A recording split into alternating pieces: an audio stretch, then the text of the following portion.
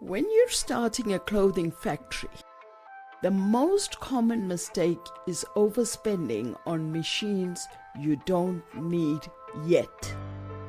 Whether you're producing t-shirts, trousers, dresses, or uniforms, there's a basic setup that can get you running efficiently without wasting money.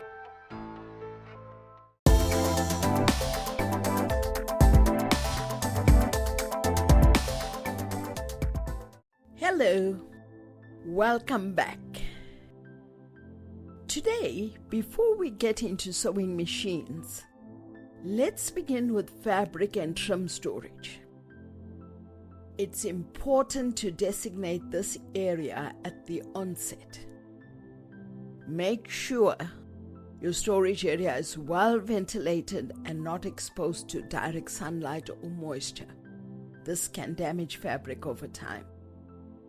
You'll need strong, stable shelving units that can handle the weight of fabric rolls without bending. Store rolls horizontally to prevent distortion, and keep similar fabric types grouped together. Trims like elastics, zippers, and threads should be organized in bins or containers and clearly labeled. Having a neat storage area not only protects your material, but also saves time during production. Next is your cutting room, the foundation of any factory. A solid waist-height cutting table is essential, preferably long enough to lay out at least one full marker. It should have a smooth surface and be well lit. You'll need a straight knife cutting machine for bulk cutting. And for smaller operations, a round knife can also be useful. Add fabric weights or clamps to keep layers in place, and a fabric inspection table if possible. Don't forget measuring tools, cutting mats, and marker paper. A layer rack, end cutter, or fabric spreader can come later once your volume increases. But starting with the manual setup is perfectly fine. Once the fabric is cut, efficiency depends on how seamlessly it moves into production. Label each bundle clearly with size, style, and quantity, so there's no confusion or delay.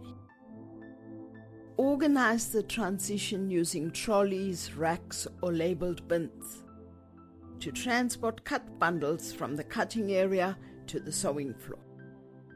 The key is minimizing downtime. Your sewing team should never be standing around waiting for parts or instructions.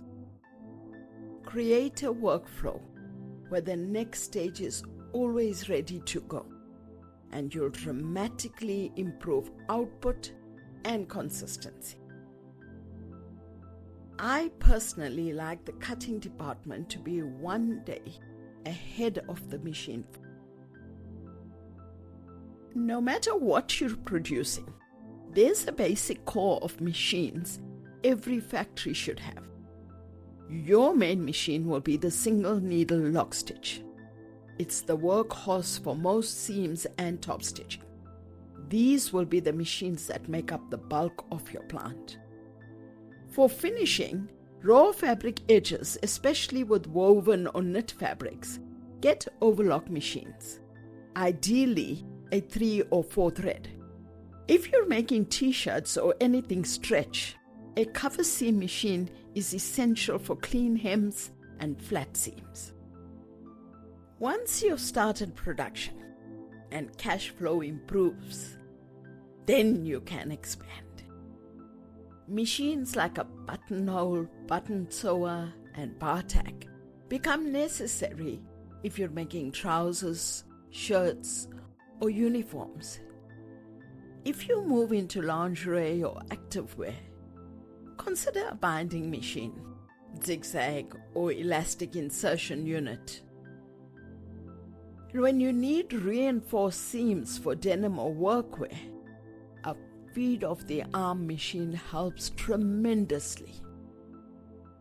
Later on, for anything structured like jackets or collars, a fusing press becomes valuable.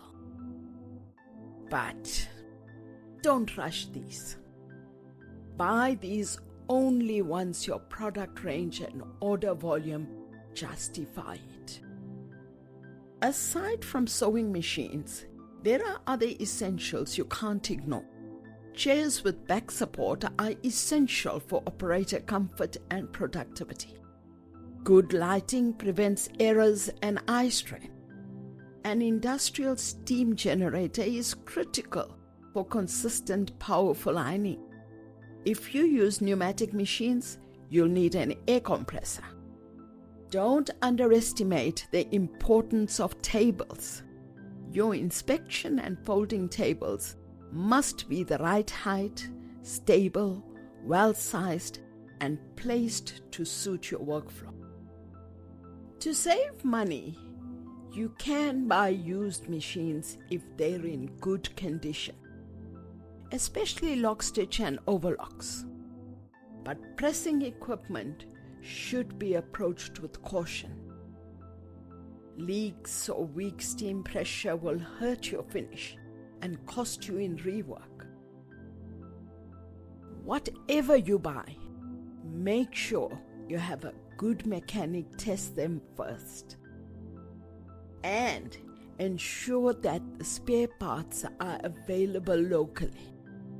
A machine that sits idle waiting for parts is a hidden expense most new factories can't afford.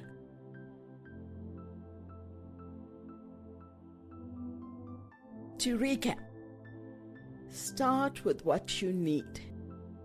Don't get distracted by shiny equipment you won't use immediately. A lean, focused setup gets you working faster and smarter. Once your orders grow, then scale your machines. If you're unsure what to start with, think about your product first. The garment decides the machine, not the other way around. If you've enjoyed this video, be sure to like and subscribe. See you next time. In the next episode, we'll talk about your workforce. I'll teach you how to hire, train, and build a team that you can trust to grow your factory with. Don't miss it.